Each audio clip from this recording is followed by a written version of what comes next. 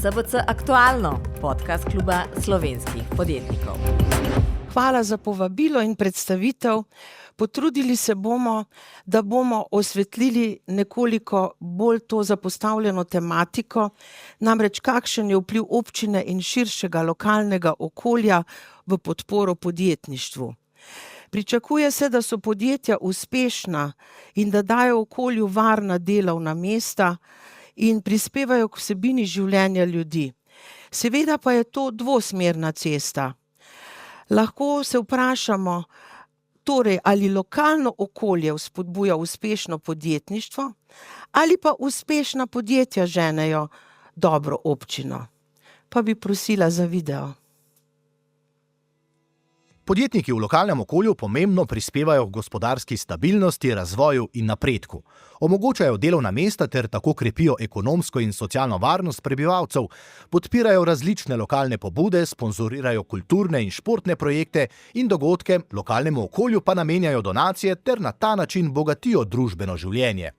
Inovativne rešitve in tehnologije podjetnikov prispevajo tudi k trajnostnemu načinu delovanja in zmanjševanju vpliva na okolje. Po besedah Mateje Povhe, županje občine Trebnje, ki se uvršča med 10 najbolj razvitih občin v Sloveniji, so podjetja in gospodarstvo pri njih ključni steber celostnega razvoja in napredka ter pomemben vir zaposlovanja. Podjetniki dvigujejo življenjski standard prebivalcev in omogočajo mladim, da ostanejo doma in svoje potenciale razvijajo v domačem okolju. Občina Trebnje ima danes pozitivni selitveni in naravni prirast. Danes v občini živi 10% prebivalcev več kot pred 5 leti. Število najmlajših je večje od števila najstarejših, kar je v Sloveniji redkost. V Trebnjem so znani po številnih uspešnih podjetjih. Podjetnike dojemajo kot ključne partnerje pri uresničevanju strateških ciljev, med katerimi so gospodarska rast, skrb za okolje in družbena odgovornost. Zagotavljajo jim ugodne pogoje poslovanja tudi z gradnjo in nadgradnjo komunalne opremljenosti gospodarskih con, ki jih je danes že 8. Če je pred leti veljalo, da se z infrastrukturnimi ukrepi vloga občine zaključi, je danes to drugače. Občina skupaj s podjetji oblikuje vizijo razvoja cone. Na ta način izboljšuje sodelovanje in povezovanje podjetij, območje trajnostno upravlja in optimalno izkorišča prostor. Pozitiven prispevek podjetnikov se v Trebnjem in številnih drugih slovenskih občinah, ki imajo močno gospodarstvo, kaže tudi v izkušnjah in znanju, ki jih podjetniki ponudijo občini. Vse to omogoča skupno iskanje rešitev za izzive lokalnega okolja.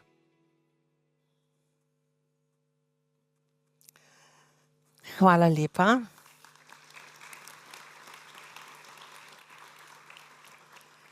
Za začetek bom jaz izpostavila svojo izkušnjo. Podjetje sem ustanovila pred 33 leti in imela sem takrat vsaj 2 problema. Sicer to, da sem bila ženska podjetnica v tistih časih in pa, da strani države in lokalnega okolja nisem bila deležna nobene podpore. Verjamem, da so danes razmere popolnoma drugačne, spremenjene, zato me zanima vaše izkušnje. Med nami imamo mladega podjetnika, gospoda Antona Kukenbergerja, lastnika sirarne in ene najuglednejših kmetij v Sloveniji, ki deluje v okolju, ki se ponaša z učinkovito občinsko upravo. Vemo namreč, da v Sloveniji veliko kmetij ostaja brez naslednikov, po neki študiji celo 30%. Gospod Kukenberger, prosim, če nam lahko poveste, kako ste se odločili za prevzem družinske kmetije in ali je ob tem imelo vpliv tudi lokalno okolje. Kakšne so bile vaše izkušnje takrat z lokalno skupnostjo? Lepo pozdravljeni vsi skupaj. Vprašanje, o katerem večkrat razmišljam in vedno znova se mi prikazuje pred mano slika, na kateri so ljudje oziroma smo ljudje. Tako kot je že prej gospod Akrapovič povedal, v tem svetu velikokrat pozabljamo, da smo vsi ljudje. In po mojem mnenju se vse, kar se pri nas dogaja, z ljudmi dogaja, se začne pri nas samih, v naših družinah. In glavna stvar, ki je bila meni v res veliko oporo, je bila moja družina. Ko sem razmišljal o tem, kaj po koncu fakultete sploh delati v življenju, sem se sigurno zaradi podpore družine odločil za to pot, za katero sem se. Z mojim današnjim znanjem ali pa z mojo današnjo glavo, kot večkrat rečem, bi rekel, da sem imel celo malo preveč podpore, pa sem na nekaterih področjih celo malo zaspal in zdaj pač rešujemo te stvari. Ampak ja, vsaka pot se začne in se nadaljuje, nekje se tudi konča in vedno znova pridem do tega. Lokalno okolje me takrat, moram kar iskreno priznati, ni ne podpiralo, ne podpiralo. Nisem imel nekega velikega pričakovanja do tega in bom rekel, res tista glavna stvar je ta matična celica, se pravi družina, in tukaj se je v bistvu vse začelo. Seveda pa se je, začeli smo marsikaj delati, marsikaj že delamo zdaj drugače, kot smo, marsikaj še delamo tako, kot smo prej in moja glavna stvar je še zmeraj to, da je res pomembno, da tudi podjetniki vedno razmišljamo o tem, da naše življenje ni samo posel, ampak je tudi družina, se pravi ljudje oziroma tudi naši zaposleni in naše družine. Kakšna je bila pa odvisnost občine takrat? Odzivnost občine takrat do vaših potreb, recimo ste potrebovali kakšna dovoljenja? Smo bili kar dosti zadnjih 10 let v raznih gradbenih projektih. Jaz moram reči, da sem vedno, ko smo karkoli iskali, zelo zavzel tudi eno aktivno pozicijo in trkal in prosil in iskal, kaj se da pospešiti in kaj se da urediti čim hitreje. In moram reči, da sem vedno naletel na ušesa, ki so poslušala in slišala. In mislim, da je to tudi eno pomembno vodilo za življenje. Trkaj in se ti bo odprlo in to je v bistvu ena zelo pomembna stvar. Tako da mislim, da je tukaj ena pomembna, recimo, slovenska lastnost, tudi pa povezana z občinami in upravnimi enotami in vsemi drugimi organi, da imamo res kar konkretne razlike. Malo, če se primerjamo z Avstrijo, konkretno v Avstriji, ko nek kmet želi graditi hlev, gre na svetovalno službo, tam mu v 3 tednih dobijo gradbeno dovoljenje in on lahko začne delati. Pri nas so pa ti postopki, nam je vsem jasno, pa za neke nezahtevne objekte oziroma manj zahtevne, vse skupaj, ko se šteješ, je 1 leto kar dobra doba. Malo za primerjavo, tako da se bistveno drugače, ampak moram reči, da naše lokalno okolje je kar dobro tukaj. No, lepo. Gospa županja Mateja Povhe, vaša občina je znana kot okolju in podjetnikom odprta skupnost. Prosim, če nam poveste, ali se lokalno okolje dovolj povezuje s podjetniki in na način, kako izkoriščate vaše prednosti, ki jih lahko okolju da dober podjetnik. Namreč imate veliko podjetnikov, vaša občina je znana kot odprta podjetništvu. Zagotovo je povezano z lokalnega okolja, z gospodarstvom pomembna in dejansko verjetno se razlikuje od občine do občine. Verjetno pa na to ne sme vplivati afiniteta posameznega župana, županje do gospodarstva, čeprav verjamem, da je v marsikateri občini tako. Pri nas v občini Trebnje temu ni. Moram reči, da zelo podpiramo, razvijamo nove poslovne cone, opremljamo z gospodarsko javno infrastrukturo in tako, kot je bilo uvodoma v prispevku rečeno, če smo pred leti s komunalnim opremljanjem poslovnih con svojo vlogo z infrastrukturo, če je občina takrat zaključila svojo vlogo, je sedaj vloga občine zagotovo drugačna. Pomembno je, da je tudi potem, ko imamo cone zasedene, da je občina oziroma lokalna skupnost tista, ki nudi eno podporo, ki razvija še dodatne storitve v podporo dobremu sodelovanju v coni.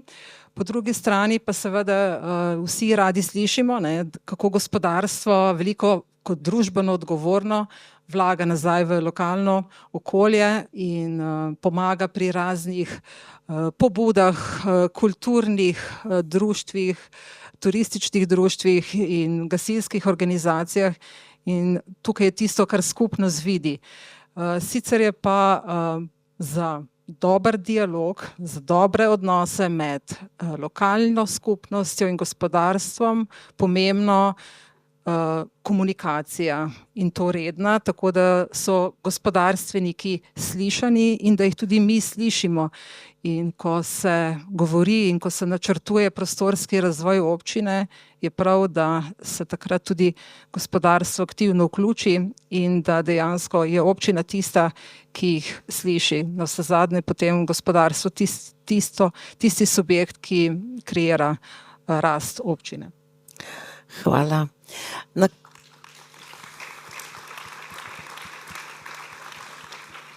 No, glede na to, da ste podjetnikom prijazna in odprta občina, imate mogoče kakšen poseben način, kako podjetnike privabite v vaše okolje?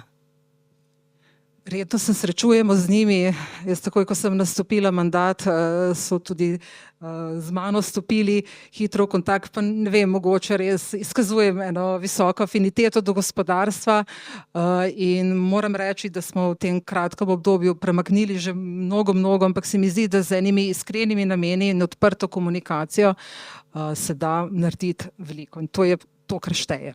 Kaj pa vloga države? Ja, vloga države, jaz jo tukaj vedno vidim pri prostorskem razvoju, pri urejanju prostora. Žal pač ugotavljam, da vsi ti dolgotrajni postopki, ki nam jih narekujejo zakoni za sprejemanje prostorskih aktov, niso, bom rekla, plus za gospodarstvo, kajti gospodarstvo se je potrebno hitro obrniti.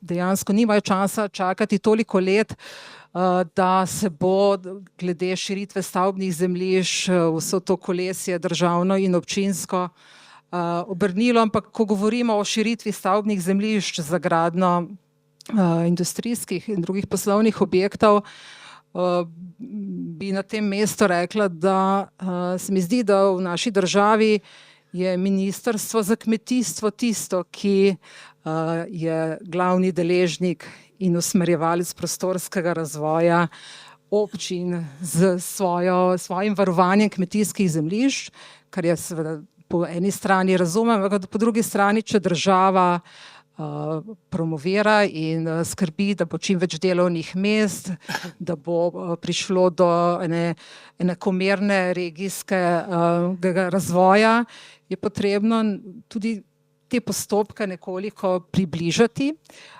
Po drugi strani pa tudi, mi smo srednje velika občina, ugotavljamo, da za...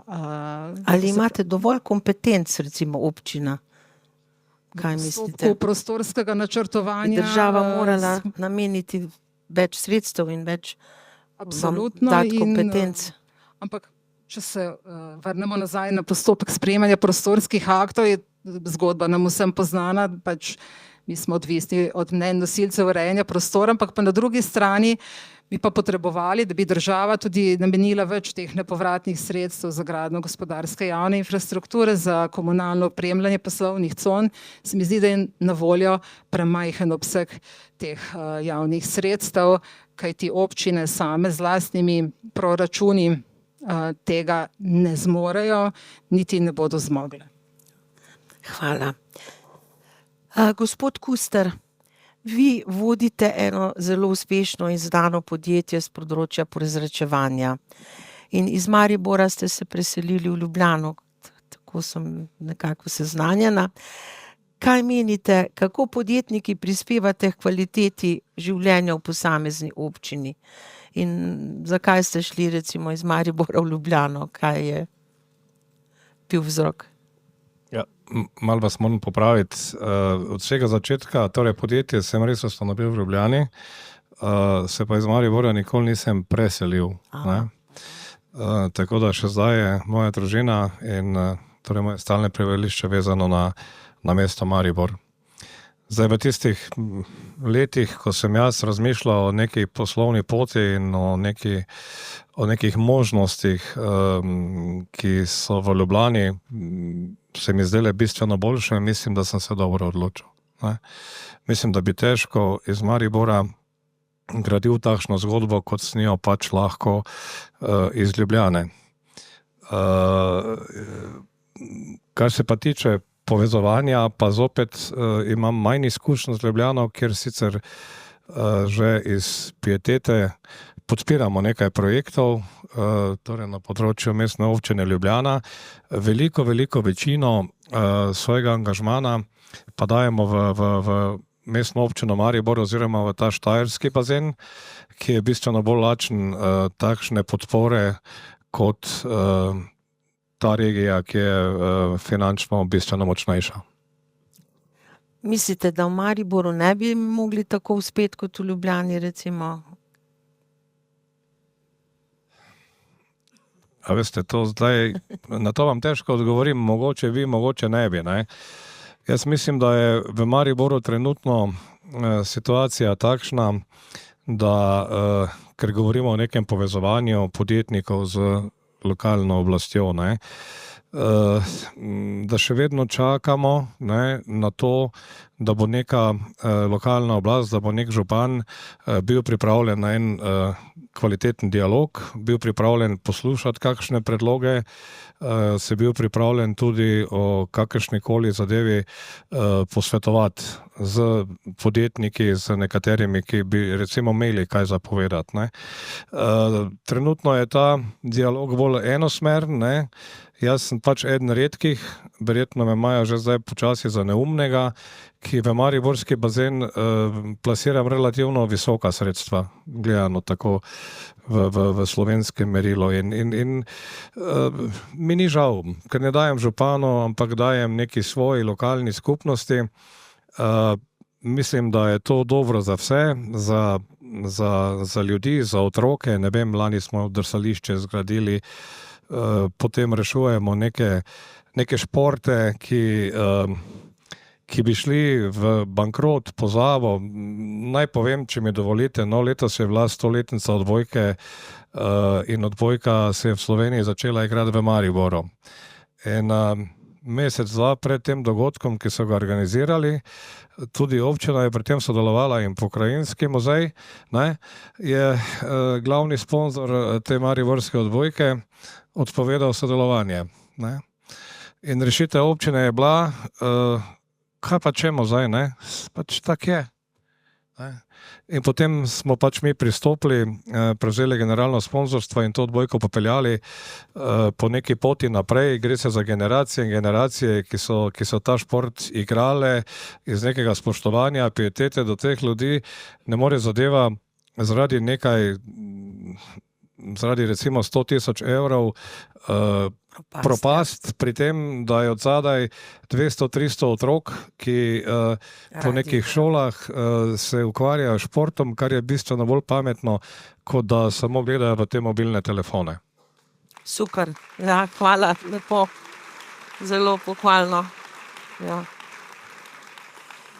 A kakšne so pa vaše izkušnje in videnje, gospod Kuster? Ali ste kot podjetnik dovolj cenjeni v lokalnem okolju? Ali ste navdih ljudem? Zopet težko vprašanje, ne? Ne vem, to morate ljudi vprašati, ne? Kako vi čutite?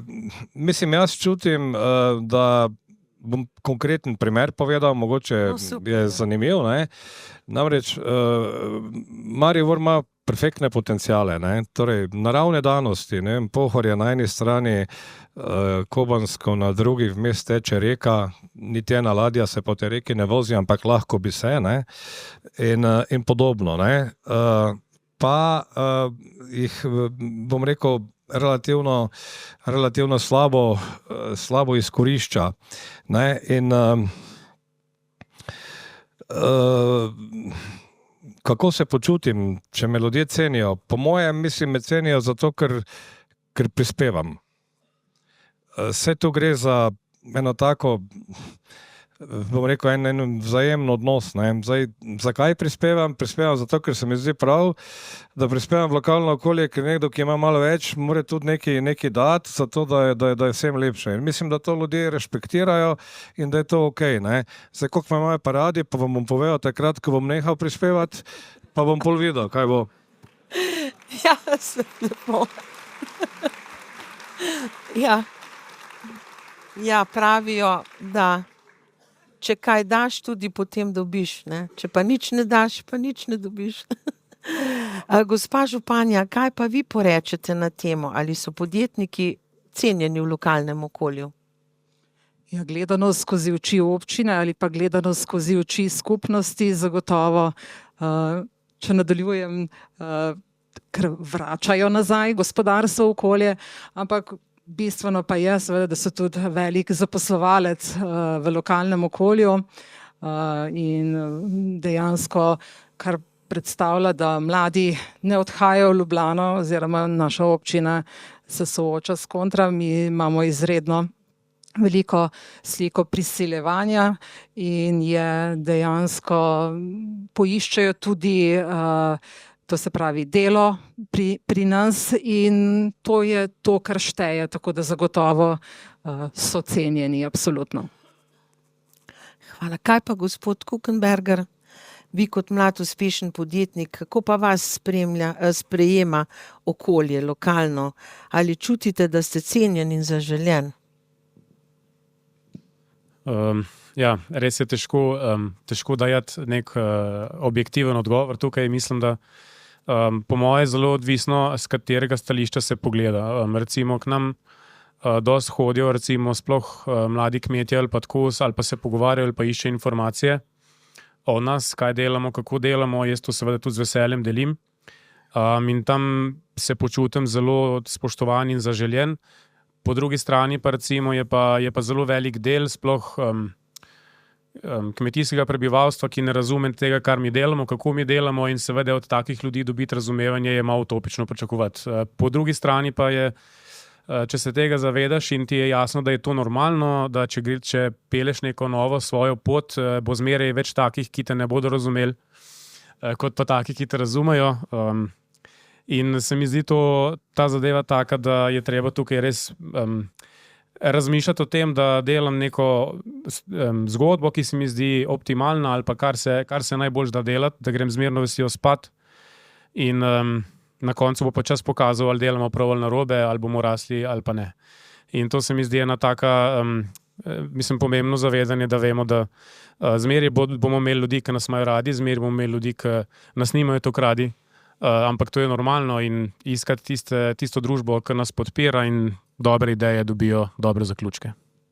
No, super, hvala.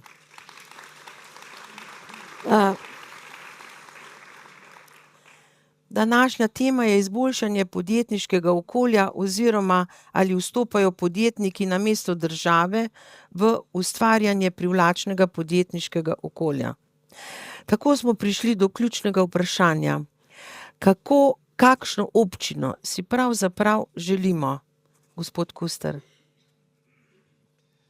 Ja, tu je, mogoče bom se malo navezal na predhodne govornike, ne, ravno SBC z, bom rekel, aktivnimi koraki, ustanovitvami teh regijskih pisarn na nek način vstopa, bom rekel, na neko področje, kjer se bo slej ko prej začela prepletati ta lokalna oblast in podjetniki, ki se bomo na nek način združili in poskušali na nek način nekaj prispevati okolju, hkrati pa tudi apelirati na aktualnega župana, da nas pri kakih zadevah tudi posluša.